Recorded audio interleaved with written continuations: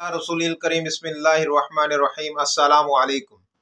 मैं हूं आपके साथ मुश्ताक अहमद और आप देख रहे हैं मेरा चैनल हिस्ट्री ऑफ मुस्लिम। हजूर अक़दस सल्लल्लाहु अलैहि वसल्लम ने मदीने की तरफ हिजरत फरमाई तो कुरैश मक्का ने अब्दुल्ला इब्न अबी को ख़त लिखा, या तो वो मुसलमानों से जंग करें या हम खुद मदीने पर हमला करने के लिए आ रहे हैं। अब हजूर अक़दस सल्लल्लाहु अलैहि वसल्लम और उनके सहाबा रज़ी अल्लाह ताला अन्हु अब मदीने में पहुंच तो गए, मगर मदीने में एक तरफ मुनाफिकीन का खतरा, दूसरी तरफ यहूदियों का खतरा, तीसरी तरफ मदीने से बाहर कुरैश मक्का का खतरा था।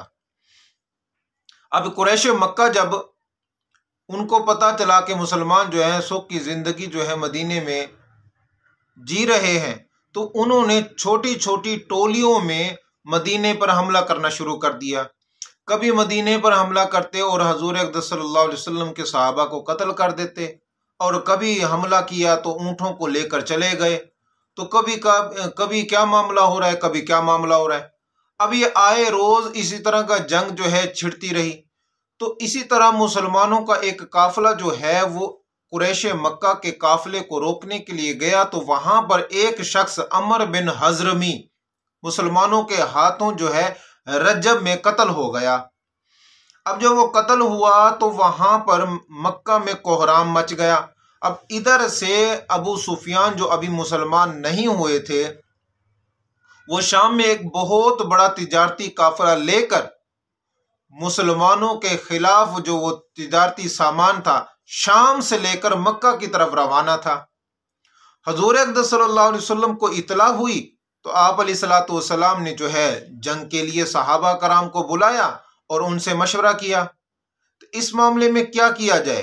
तो अव्वल जो है हजरत अबू बकर सिद्दीक, फिर हजरत उमर, फिर हजरत मिक़दार रज़ी अल्लाह ताला अन्हु ने इरशाद फरमाया, आप जो हुक्म करें। हजरत मिक़दार ने तो यहाँ तक बात की है कि आप हमें हुक्म करें, हम मूसा अलैहिस्सलातु वस्सलाम की कौम की तरह नहीं कहेंगे कि आप जाएं लड़ने और आपका रब जाए, हम यहाँ पर बैठे तमाशा देखेंगे।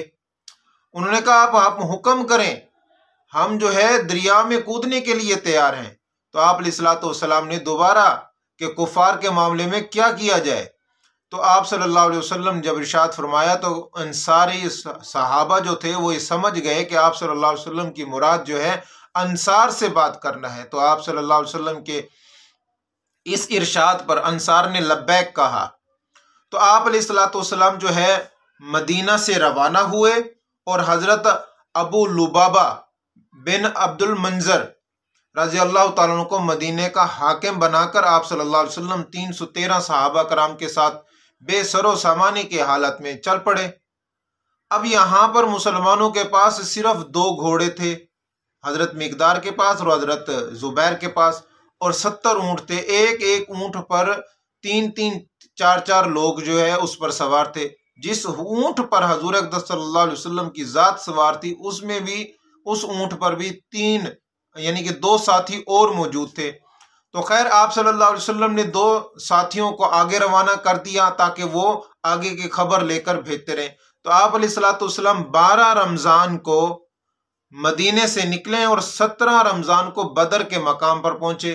बदर का मकाम जो है यहाँ पर एक कबीला आबाद था, यहाँ पर कुछ आबादी थी और एक वहाँ पर कुआं था, और यहाँ पर साला साल जो है मेला लगा करता था। तो यहाँ पर जब आप सल्लल्लाहु अलैहि वसल्लम ने 2 सहाबा को आगे भेजा था, उन्होंने खबर दी कि इस वादी के दूसरी जानिब जो है वो कुफार का लश्कर जो है पड़ाव डाले हुए हैं। अब कुफार की तादाद इतनी है कि सैकड़ों की तादाद में वहां पर उन्होंने ड्यूटियां लगाई हुई थी कि जो कुरैश मक्का के सरदार थे रोजाना जो है 10-10 ऊँटों को ज़िबा करते और लोगों को खिलाते थे। और उनके पास 100 घोड़े थे और इसी तरह जो है बेशुमार ऊँट थे, और वो मुसलमानों के खिलाफ जो है लड़ने के लिए आए हुए थे। अब जो तिजारती काफिला असल मकसद था, वो तिजारती काफिला जो है वो मुकम्मल तौर पर सेफ्टी के साथ, मुकम्मल हिफाजत के साथ जो है मक्का पहुंच गया। और ये खबर जो है अबू जहल तक बात पहुंची है और बाकी लश्कर के पास बात पहुंची है। तो कबीला बनु ज़हरा और बनु अदी یہ دو قبیلے جو ہیں ابو جہل کے پاس آتے ہیں اور کہتے ہیں کہ ہم جو ہے لڑنے کے لیے تیار نہیں، جو ہمارا مقصد تھا وہ مقصد تو ہو گیا پورا، اب ہم جو ہے کوشش کریں کہ یہاں سے چل پڑے۔ ابو جہل نے ضد کی، کہا کہ نہیں، ہم یہاں پر مسلمانوں کو مٹا کر جائیں گے۔ تو بنو زہرہ اور بنو عدی یہ دونوں قبیلے جو ہیں واپس چلے گئے۔ اب جب جو رات ہوئی، رات کو حکیم بن منظر جو ہے، حکیم بن حزام، یہ جو ہے عتبہ کے پاس آتا ہے، کہتے یار ہمارا مقصد جو تھا وہ تو پورا ہو گیا، اور تم جو دوسری بات ہے عمر بن حضرمی کا قتل، اس کے قصاص جو ہے وہ دیت جو ہے ادا کر دیتے ہیں اور یہ معاملہ یہاں پر ختم ہو جائے گا۔ تو اس نے جب یہ بات کی تو ابو جہل سے بات کی، تو ابو جہل نے جو عمر بن حضرمی کا بھائی جو تھا ابو عامر حضرمی، اس کو بلایا اور کہا کہ دیکھو یہ کیا بات کر رہے ہیں۔ تو اس نے اپنے کپڑے پھاڑ لیے اور لوگوں کو واہ ویلا شروع کر دیا، لوگوں کو مزید اکسایا۔ تو خیر جو ہے صبح ہوئی تو جنگ جو ہے شروع کی گئی۔ ابو جہل نے کہا کہ بھی لڑیں گے، ہر صورت میں لڑیں گے، اور عتبہ کو بہت زیادہ تانے دیے اس نے۔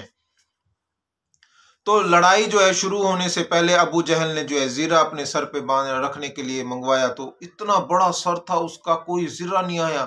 2 کپڑے اس نے جو ہے اپنے اکٹھے کر کے اپنے سر پہ باندھے۔ تو خیر جب صبح جنگ شروع ہوئی تو ادھر جو ہے حضور اقدس صلی اللہ علیہ وسلم جو ہے رات کے وقت جب پڑاؤ ڈالا تو آپ علیہ الصلوۃ والسلام نے جو ہے ایک جگہ پر پڑاؤ ڈالا۔ وہ جگہ جو تھی وہ ریتلی تھی، اور وہاں پر جو ہے مسلمانوں کے جو اونٹ تھے ان کے پاؤں جو ہے زمین میں دھنس جاتے تھے۔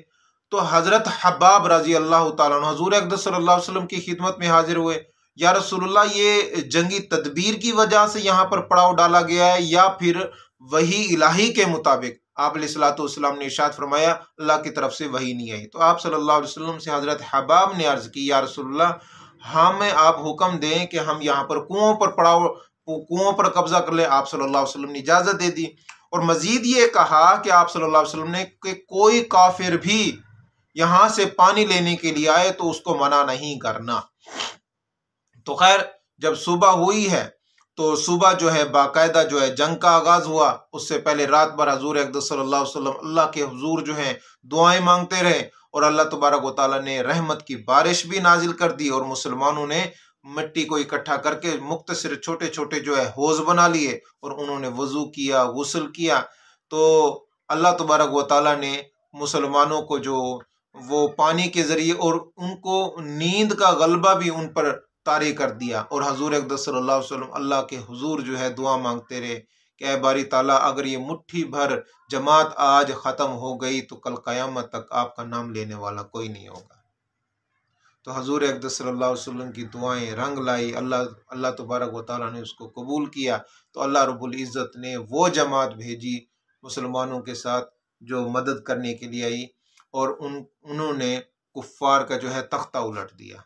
تو انشاءاللہ ہم اپنی اگلی ویڈیو میں بات کریں کہ حضور اقدس صلی اللہ علیہ وسلم نے صبح ہوتی صحابہ کرام رضی اللہ تعالیٰ عنہ سے ارشاد فرمایا کہ عتبہ یہاں پر قتل ہوگا، ابو جہل یہاں قتل ہوگا، اور باقی کن لوگوں کے بارے میں بتایا تھا۔ تو انشاءاللہ ہم اپنی اگلی ویڈیو میں غزوہ بدر کے جو جنگ شروع ہوئی ہے اور کس ترتیب کے ساتھ شروع ہوئی اس پر بات کریں گے۔ اسی کے ساتھ اجازت دیں۔ السلام علیکم ورحمۃ اللہ وبرکاتہ۔